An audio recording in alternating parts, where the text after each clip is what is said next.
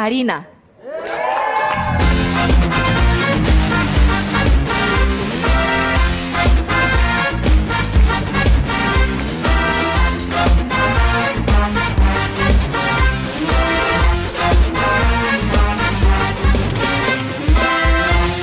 Я бағана айтып едіңіз, Айза жобада неге отыр деп, қатты сол нәрсе былай әсер етіп кеткен сияқты.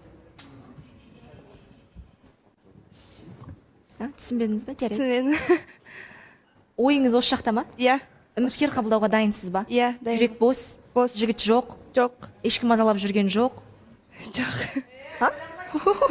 Күліп жібергені ше? Жоқ, жоқ.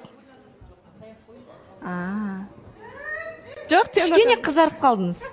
Жоқ, жүрек бос, бәрі үміткерді шақырайық. Шын ба? Ныдан басталады дейді. Ны? Кім?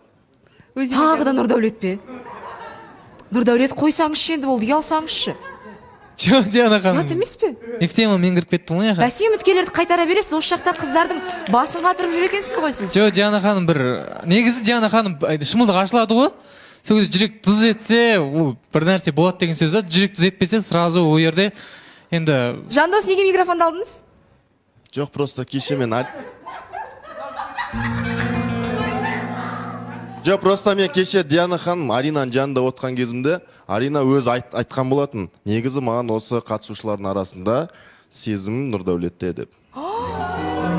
Үйді сөз айналдырма, Диана ханым өтірік айтып жатыр. Жоқ, маған шынымен Нұрдәулет адам ретінде ұнайды деп айттым, но мен жақсы көремін деп айтқан жоқпын ғой. Ол жерде как жігіт ретінде болды да, мен Жоқ.